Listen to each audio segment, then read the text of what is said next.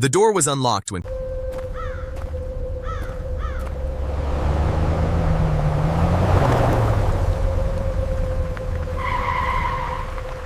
she arrived.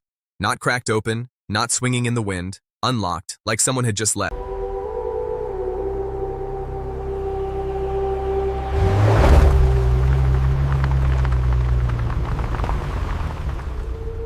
Like someone was still inside.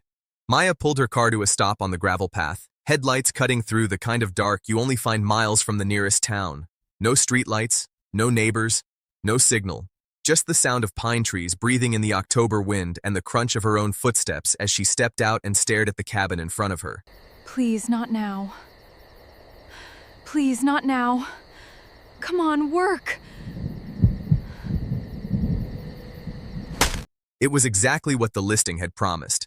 Exposed wood beams, a wraparound porch with 2 rocking chairs, string lights draped along the roofline, still glowing softly like someone had turned them on for her. It should have felt welcoming. It didn't, because the door, the one she was told would be locked until she entered the 4-digit code into the keypad, was open. Just an inch. Just enough to let a thin line of warm yellow light spill out onto the porch boards. Just enough to make her stomach drop. She stood there for a long moment, car still running behind her, phone in her hand with 0 bars showing in the corner, and she thought about leaving. Thought about reversing back down that gravel road and driving until she found a motel, a gas station, a person, anything. But she was 3 hours from home. It was almost midnight, and she had paid $400 for 2 nights in this cabin in the deep woods, so she walked toward the door instead. That was her first mistake. What happened to Maya over those next 48 hours is one of the most talked about short-term rental horror stories to surface in the last 5 years. Not because of what a stranger did to her, not because of a crime in the traditional sense, but because of something far more unsettling. A system failure so complete, a series of oversights so staggering, that it forced millions of people to ask a question they had never thought to ask before. When you rent someone's home in the middle of nowhere, who is actually watching out for you? If that question already makes you uncomfortable, good. It should. Stick with me on this one because the further we go, the stranger it gets. And if you want more stories that pull back the curtain on the things most people never think to look at, hit subscribe right now and turn on notifications because what comes after this will change the way you look at that little app on your phone forever. Let's go back to the beginning, not to Maya's arrival, but to the moment the cabin was listed, because that is where everything started to go wrong, long before she ever booked it. The property sat on just over 12 acres in the Ozark National Forest region of Arkansas, a stretch of land that is simultaneously one of the most beautiful and one of the most isolated places in the American South. The kind of place where signal dies the moment you leave the main highway. The kind of place where the nearest fire station is 22 minutes away on a dry road and considerably longer in rain. The cabin itself had been built in the early 1980s by a man who used it as a hunting retreat. After he passed, his adult son inherited it, did some cosmetic renovations, new fixtures, a wood-burning stove, fresh paint, and listed it on Airbnb in the spring of 2019 under a charming name that played on the forest setting. Within weeks, it had its first bookings. Within months, it had dozens of 5-star reviews.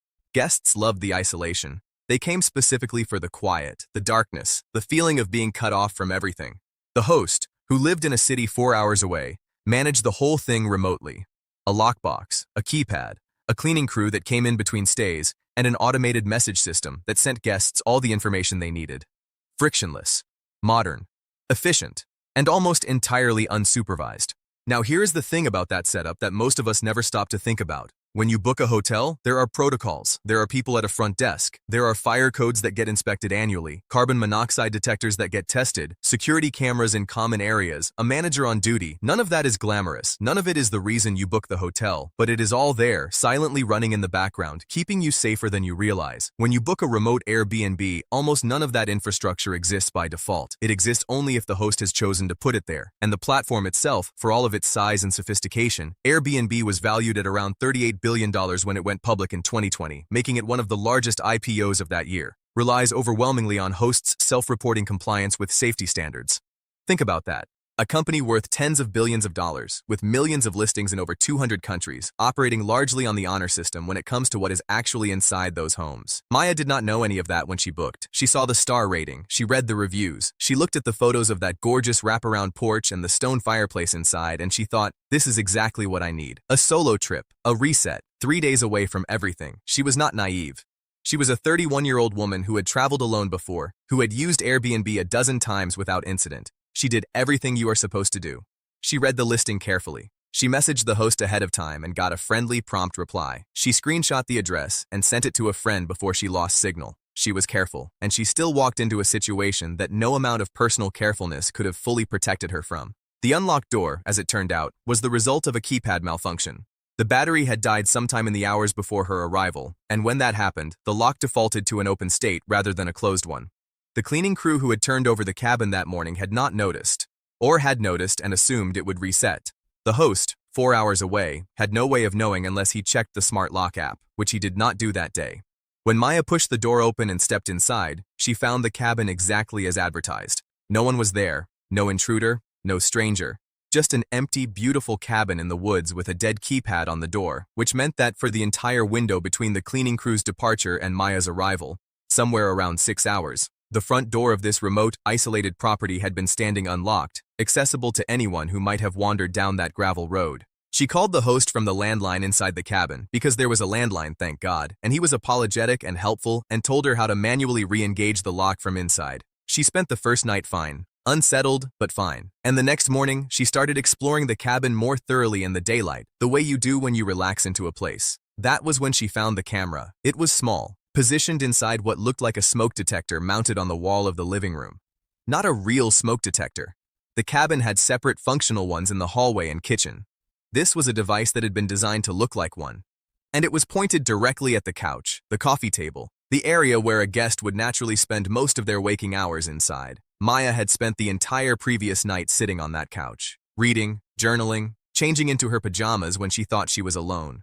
This is the part of the story that turned it from a travel inconvenience into something that ended up in news coverage, in legal proceedings, and eventually in a broader national conversation about exactly what protections exist and do not exist for people who invite themselves into a stranger's private space and trust that the stranger has acted in good faith.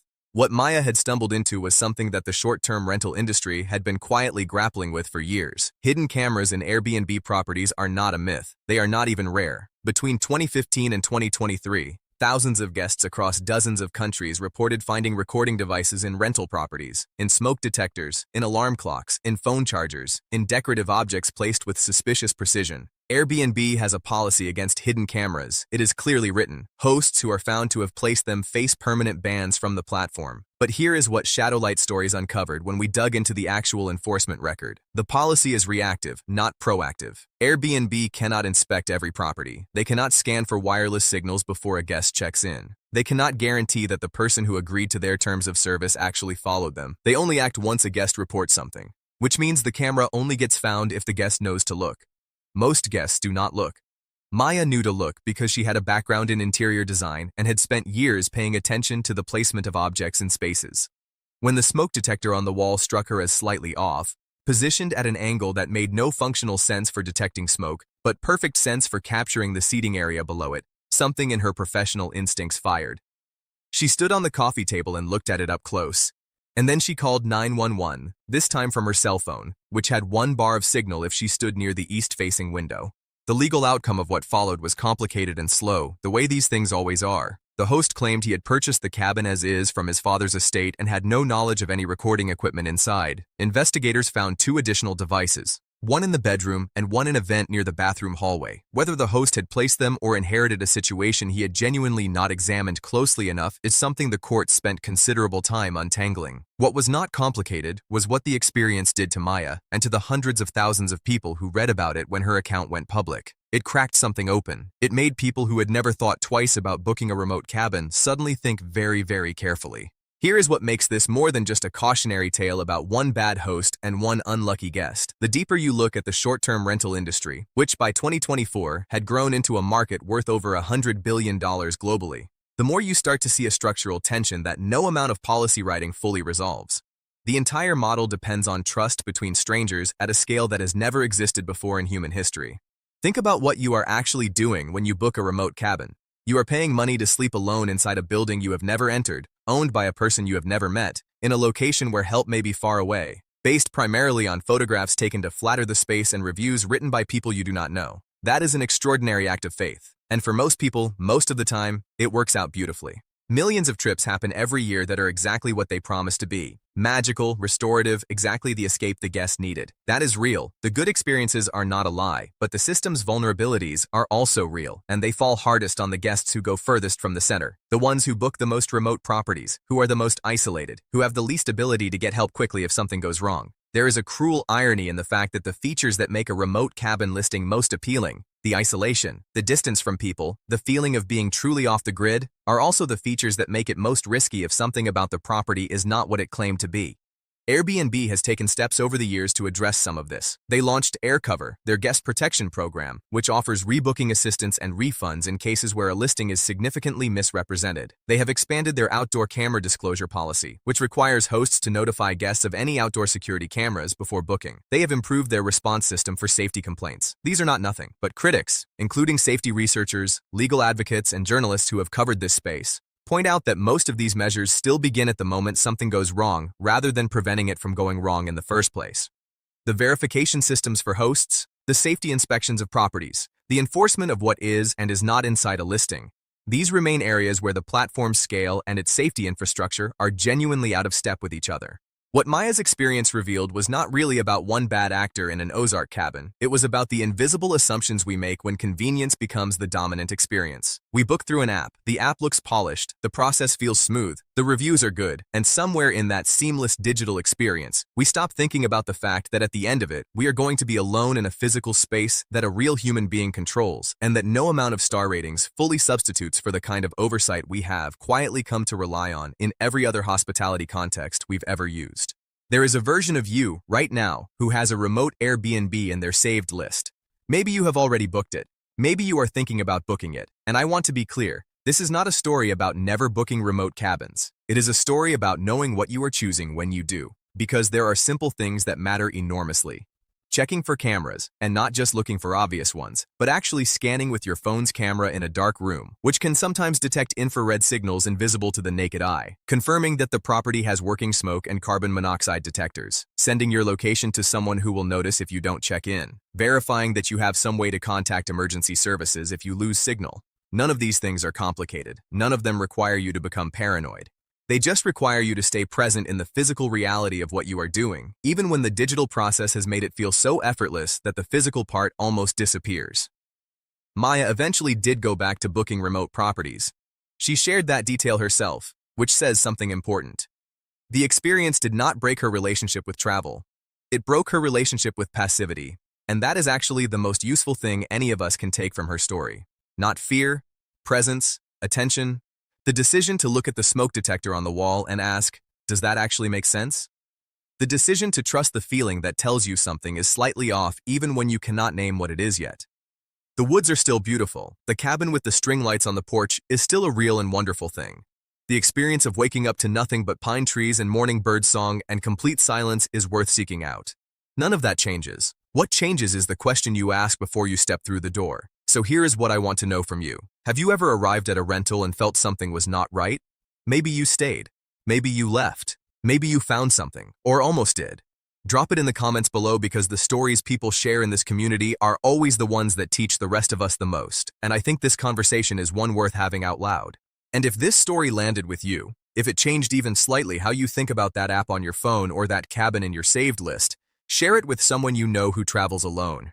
Not because it's a nice thing to do, but because you might genuinely be giving them something useful before they need it. That is not a small thing. That is actually exactly how the important information finds the people who need it most. The door was unlocked when she arrived, and that is the whole story really. Not what was waiting inside, but the fact that she walked through it anyway, trusting that someone she had never met had made it safe for her to do so. That trust is not weakness, but it is not enough on its own either. The woods don't care how many stars the listing had.